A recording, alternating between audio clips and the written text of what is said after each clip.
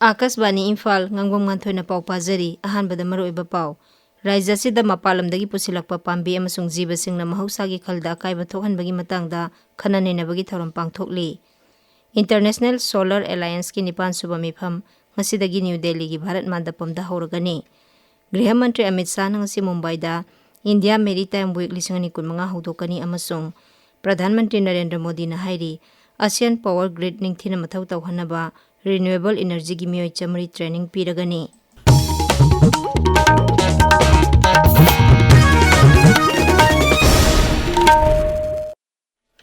Directorate of Environment and Climate Change na sinduna Raija sida fangliba alien species singa climate change ka leinariba marigi matangda ahumlak suba khananenabagi thormama hujik pangthokli.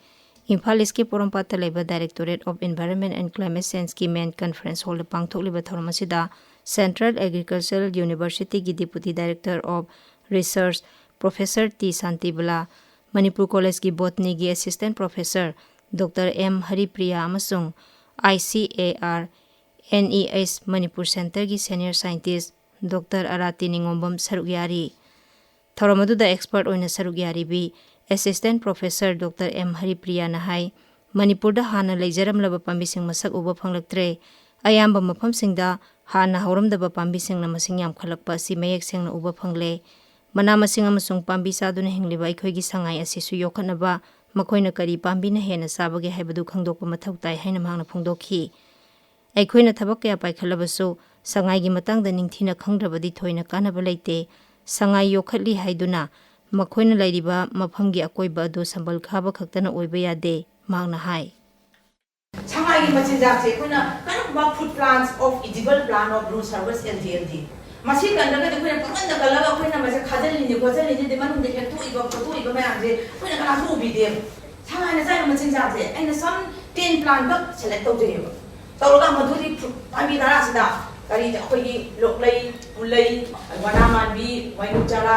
leiru mayama ado pami dara kakse aina biochemical work tawe biochemical work tawe sta hai pami singse kanamba mai adu sa mu hijari ni mu pami singse atopa na chinba yadeba Nahaki mit pu nungsiyu haiba hiramda malemgi mit ki numit kuntaruk suba World Sight Day Sandel Jilla gi District Hospital da hauji pangthokli.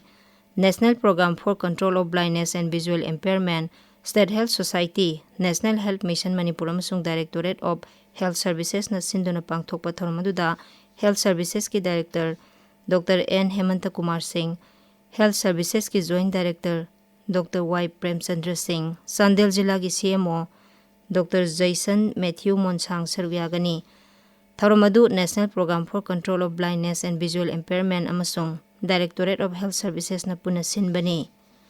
Numid asiga mari lenana District Hospital asida lem na mit check-up tawbagi kema mapangthokani. Kema si Directorate of Health Services, National Program for Control of Blindness and Visual Impairment, NHM Manipur amasung District Health Society Sandel na puna khusam na duna sinbani. Kema asida lem na hidak lanthak yen thokpaga luinana mit soklaba ahal oiraba singda lem na anok su pigani. Ngawdong leiba miyo singda sel amata lawdana lamphel leiba NPCB da operation tawbagi khudong chaba su pigani. Cancer Survivor of Manipur amasung District Health Society NCD Cell Imphal East Karkinos Cancer Hospital ga punna khosamna duna Saumbung Community Hall da Cancer Awareness Camp ama hujik pangthokli. Cervical cancer naba khangdoknabagi test tawbagi khudong chaba su camp asida piri.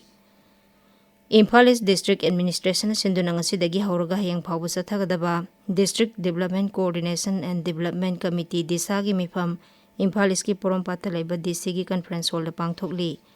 Maduda Lok Sabha Sadasya amasung DISA gi Chairman Dr. Angomsa Bimola Koijam Sarugyari mifam asida tongan ba bibak singi sakha tharangi matang da khanagani. Tabiriba pawse Akasbani Imphal dagini. International Solar Alliance ki nipan suba mifam asidagi New Delhi gi Bharat Mandapamda horagani. Numit marini sathagadaba mifam asida laibak Sama kunmari gi mantri nifu henbana sarugyagani. Thorom asida malem gi laibak sing punsinduna solar energy hena sizinaduna afaba made midyang sanba tunglam chat semganaba pandam thamli. Alliance asida yawriba sadasya laibak singna ataba mamalda solar energy mipum khudimukta phanghanaba tharang paikhatpada kaya yamna khumang chawkhatlabage amasung kari khudongchadaba thengnari haibana chingba hanne yengsingani. Solar Alliance asina Pradhan Mantri Narendra Modi gi solar energy hena sijinnanaba manglanbu mangphauna hanaba thabak paikhatkani. Bharatna non fossil fuel dagi sada yangkhai ki sangda electricity puthoktuna lebasina thamkiba pandam adu sahi manga watlingai da phangba ngamle.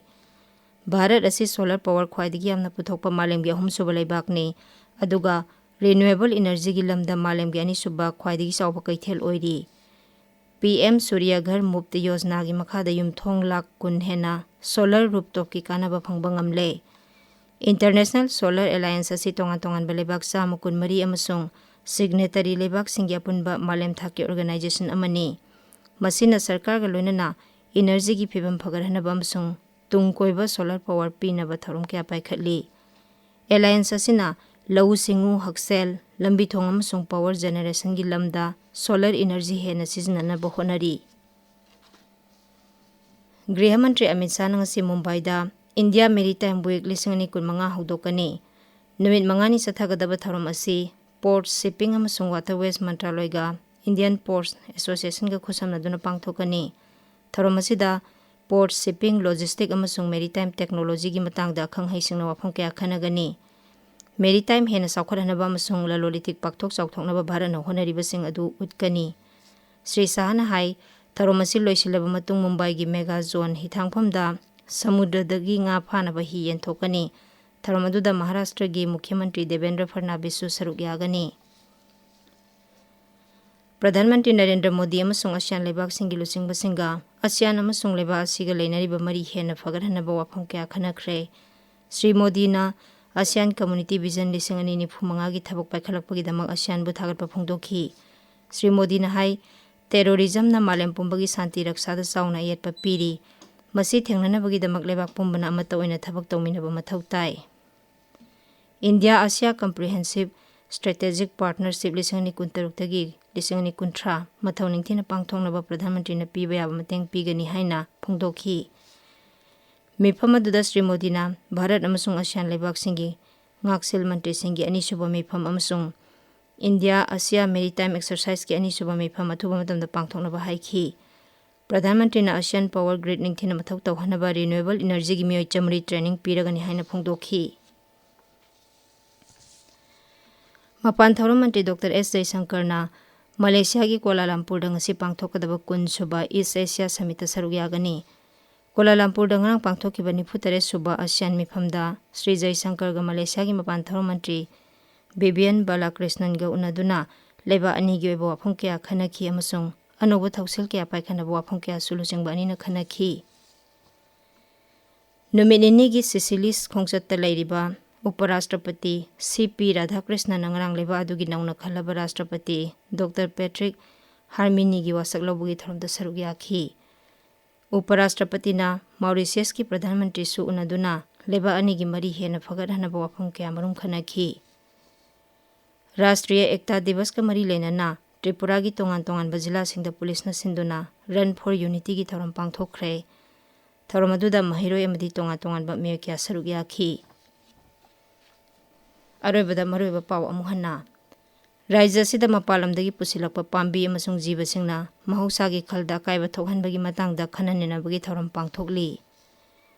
International Solar Alliance ki nipan suba mifam ngasidagi New Delhi gi Bharat Mandapamda hauragani. Griha Mantri Amit Shah ngasi Mumbai da India Maritime Week 2025 hudokani. Amasung Pradhan Mantri Narendra Modi na hairi ASEAN Power Grid ningthina mathau tawhanaba renewable energy gi miyoi chamri training piragani. Paulo Jare.